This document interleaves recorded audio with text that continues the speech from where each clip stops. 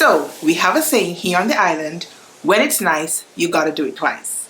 And well, I made this dress 2 times, so I guess it's nice.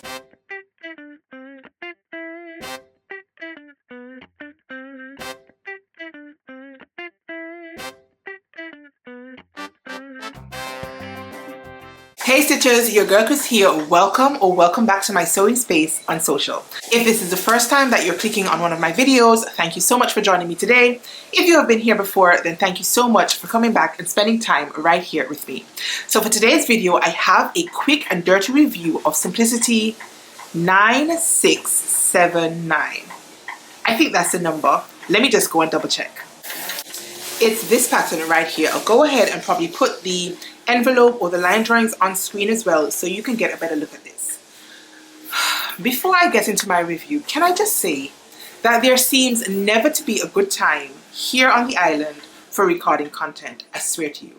At nighttime, you can hear the crickets and the frogs in my video, and now that I have attempted to record this video during the day, you can probably hear grass cutting. Grass cutting that is happening up the street at my neighbor's house. Dear Lord, send help. I really hope that you guys are not too distracted by what's happening in the background and that you'll be so amused by me that you can keep your focus on what I'm actually saying and not on the bzzz, bzzz, bzzz that you can probably hear in this video. Oh my God. Anyways, Simplicity 9679. So as I said, I made this pattern 2 times. So my first iteration, I'll pop a picture right here so that you can see. I made it using a lycra rib knit. Is that what it's called? A poly lycra rib knit? I have very little experience with knit fabrics and I'm still working my way around, trying to figure out the different substrates, and I am pretty sure that that one was a lycra rib knit. Anyways, I made my first iteration in that fabric. It was an animal print fabric, so that got major vibes from me, but I think I made the wrong size, you guys. Alright, so when I first pulled this pattern, I consulted the size chart on the envelope as well as the finished garment measurements, as I do when I'm sewing up my woven patterns. Now you guys, I am definitely a woven girly at heart. I've been a woven girly, I am a woven girly, and I will be a woven girly until the day I die. That being said, I'm slowly working my way up towards sewing with knit fabrics. So I have been sewing a few knit fabrics this year, but I still have so much to learn. So I chose my starting pattern size in the same way I generally choose my pattern sizes. And I did share a full video here with you on the channel about how to choose your pattern sizes when you're working with woven fabrics. So you might want to check it out here if that might be of interest to you. I'm going to need to do another one for knit fabrics, but of course I need to get a little bit more acquainted with knit fabrics first. So anyways, I chose my starting size and I chose a 16, blended out to an 18 after I had consulted the sizes on the envelope as well as my finished garment measurements. I think, however, that it was a little bit too big. So when I finished making up my dress, and yes, I keep saying dress because I actually hacked this top pattern into a dress. I'll tell you a little bit more about the hack in a little while, but first let me get through the sizing. So after I made up my first dress, I felt like it was too loose, especially around the waist area. It didn't give me any definition, as it were, at my waist. Now, I am a rectangular figure, and so I like to accentuate my waist whenever I can. So to solve the problem, I actually removed a whopping 3 inches around the circumference of the waist from this pattern. I did this by marking in each side 6/8 of an inch, and then I simply blended it up to nothing at the arm side and blended it down to nothing at the hem. And then I just followed the stitching line that I had marked in. Now this kind of solved some of the fitting issues that I had with the pattern. It didn't help with the gaping that I was experiencing, especially around this slit right here. And I feel like on that version, this shoulder part and the sleeve sort of falls off my shoulder quite a bit. Now there is a view that is off the shoulder, view C, but that is not the view that I made. I actually made up view A, which I said I hacked into a dress. And so your shoulder is meant to actually sit on your shoulder line. But in that version, it sort of kept slipping down off my shoulders. I couldn't fix it at that point. I had already completed the dress. And I couldn't like just take it in because of like the cutout detail and all of that. It is wearable. I have worn it. I do like it, and I'm gonna wear it a lot. So for my second iteration, which is what I'm wearing today, I went ahead and sized it down to a 14, blended out to a 16, and I much prefer the fit of this one. Now this one obviously is also a knit fabric, but I have no idea what the substrate is. So recently my dad bought me 2 pieces of fabric, and it turned out that both pieces of fabric were knit fabric, and I'm like, Dad, what are you doing? Your girl does not sew knit fabrics. But obviously they were gifted to me by my dad, and so I felt a little bit more pressured. Is pressure the right word? Internally motivated to sew up these fabrics. And so when I washed and pressed this one, this pattern came to mind, and since I had sewn it up already, I kind of knew what to expect.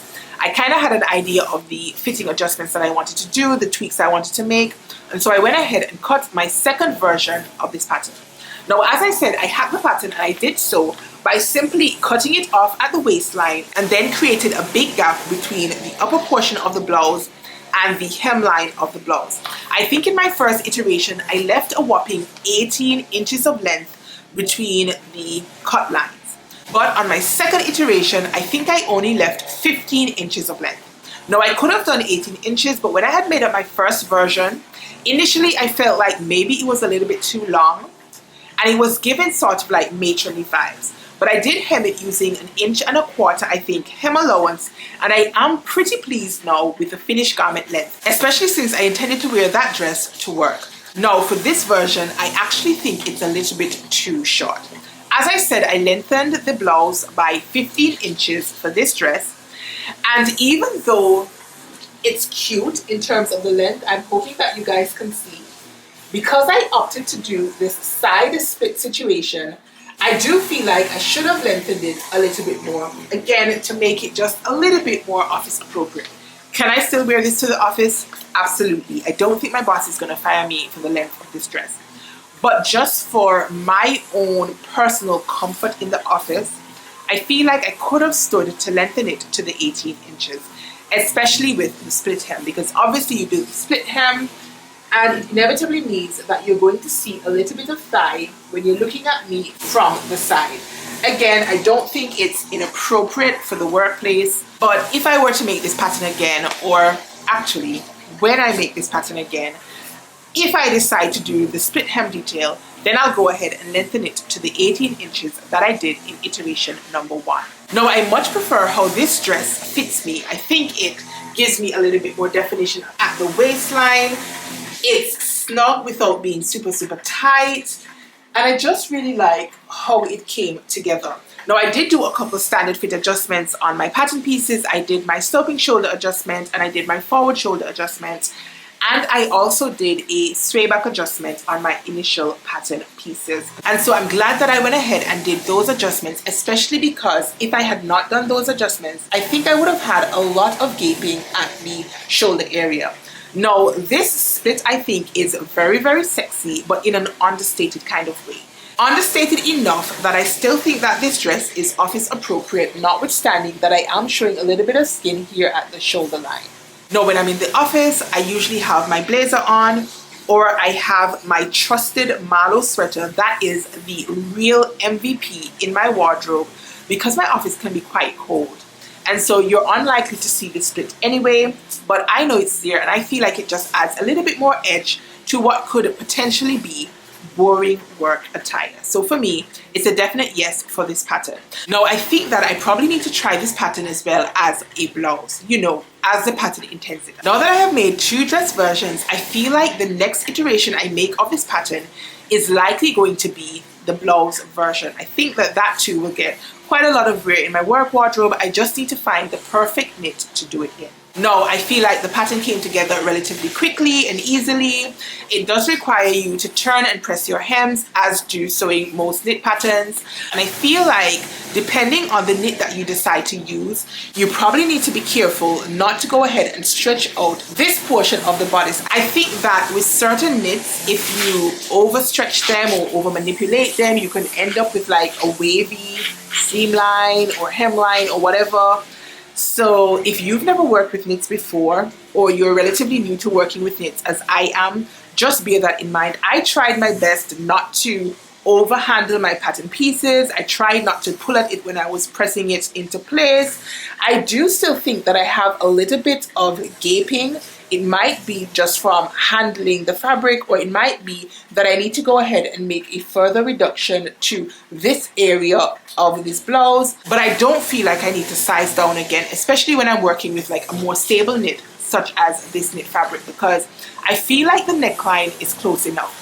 Now, generally, I don't like necklines that are so high up on my neck. I feel like they're uncomfortable and I constantly have to be like pulling and tugging them away from my neckline. For this one, I was able to wear it throughout the entire day at work without feeling overly uncomfortable. And so that is a definite plus for me in terms of this pattern. But I will contemplate whether I need to perform some sort of adjustment just to this area to reduce this little bit of gaping that I get right here at the shoulder line. Or perhaps it's just the fact that I need to step up my knit game and perhaps better execute my knit garment sewing so as to reduce any of this gaping right here. Is that gonna bug me? Not really. As I said, I really do like my finished dress. Now, the one other adjustment that I would contemplate making to this pattern is to go ahead and lengthen my sleeves. Now, I do have quite long arms, and usually when I'm sewing up long sleeve garments, I have to lengthen the sleeve pattern by at least an inch. I did not make any adjustments to the length of these sleeves, neither in iteration number 1 or iteration number 2. And this is what the sleeve length looks like. So it is a little bit shorter than is ideal, I think, even for a bracelet length. You can see that I'm wearing bracelets, and it is still quite a bit shorter than where the bracelet length ought to hit. And so I would contemplate lengthening my sleeve maybe by an inch and a half for my next version. And then I can see if I like it better than where it hits right now. Now, the only plus side to where it hits right now is that my sleeves don't get in my way when I'm making my tea or I'm doing my work, when I'm writing, typing, and that sort of thing. I don't have my sleeves like flopping about in the way. And so if I lengthen it, or when I lengthen it, I'm going to lengthen it only by an inch or an inch and a half or so, and see if I prefer the fit of it that way. Now, in terms of the instructions, I did skim through the instructions, especially since the construction at the neckline would have been new to me. I mean, I kind of could have figured out what I needed to do when I looked at the pattern pieces and the markings, but just to be sure, I did go ahead and consult the instructions. I found that the instructions were minimal but helpful. They were not overly complicated. This top was not overly complicated to construct. The seam allowances are 5/8 of an inch, which are typical in the Big 5. And so for that reason, even though I know I could have sewed this dress together simply using my serger, I did decide to use my sewing machine. And that is because I am more familiar with the guidelines on my sewing machine, and I wanted to make sure that I was using the right seam allowance. It's a little bit more tricky on my serger. If the seam allowances were 1/4 inch or 3/8 of an inch, then it would have been easy for me to just use my serger and sew it up. But instead, I used a narrow zigzag stitch on my sewing machine and then finished off my edges on my serger. Aside from that, I feel like I need to go ahead and change the blades on my serger again. The last time that I changed my blades was, I think, 2021. So it's been a good 3 years, and I feel like my knives are getting dull because when I was constructing the Marlowe sweater that you can see here on my dress form, I feel like I was not getting clean cuts in my sweater knit. Now, obviously, that fabric is a little bit more bulky than this fabric is, but still, I expected my serger to handle it a lot better than it did. And so I just feel like it boils down to me needing to change my serger blade. Again, you're not going to see the inside of my garment, and in fact, I did not need to finish the inside of my garment at all because this is a knit fabric and knit fabrics don't unravel, but I like to have clean and pretty insides, and so I did finish off my seams, but they just didn't turn out as flawlessly as they usually do and as I would have liked. Again, in the grand scheme of things, not really a big deal. Thank God that buzzing has stopped. Oh, let's hope that they are done and they do not have to pick back up. But even if they did at this point, what difference would it make? I'm almost finished with my review anyway. Timing, you guys, what can I say? Anyways, I really like my dress. I think I would give this pattern like a 9 out of 10. Again, I like the style lines. I like this cutout detail. I think it's sexy in an understated way. I feel like I could wear a dress like this to work. I could wear it to church. I could wear it to the club. I could wear it out for a picnic. I just feel like it's super, super versatile. Obviously, I'm only going to wear mine to work because of the fabrics that I chose. That is where I intended to wear both garments when I was making it. So these two dresses are coming with me to the office. Would I recommend this pattern? I absolutely 10 recommend this pattern. So if you have not given this pattern a try, if you have seen it and sort of just ignored it altogether, I would encourage you to go ahead and pick up this pattern if you can and sew yourself up a blouse, or if you're a hacker like me, a dress in this pattern. I think that you will love it. It will be great for those of you transitioning into fall because it has the long sleeve option. I do also think that this will be a good transitional piece if you are transitioning into spring. You still have chilly mornings and evenings, no doubt, and so you could definitely wear a top like this. And for me, it's hot all year round, and I still made up this pattern because I can get away with wearing this to the office very easily because it is cold as hell in my office. Not cold as hell. Hell is not cold, is it? But you guys get the idea. It's pretty cold in my office, and so it doesn't hurt for me to have long sleeves when I'm going to work. Now, you guys, that is all I needed to share with you about this pattern. If you enjoyed this pattern review, be sure to go ahead and give me a thumbs up. Drop me a comment down below and let me know which of these two iterations is your favorite. Are you an animal print girly like I am, or are you more inclined to my second iteration, which is like a floral? Is this floral or is this leaves? Floral and fauna, whatever. Whether you prefer this iteration over the first one in terms of the fabric. I did forget to mention that in terms of the fabric, this is a white fabric and it does have like mauve and reds and greens and creams worked into it. Now, the base fabric itself is in my colors. The colors for the fauna or whatever it is that are on this fabric are not particularly in my colors, and so if I were choosing this fabric, I probably would not have chosen this colorway. But as I said, my dad bought it, and so I was obligated, I think, to sew it up, and I do like it and I will wear it, so thanks, Dad. Now, if you have made it to the end of this video, please consider subscribing on your way out. Your subscriptions are completely free to you, but they do guarantee your space right here with me in my YouTube sewing family. So you guys, until next time, stay calm, stay cool, stay safe, and absolutely keep sewing. Peace.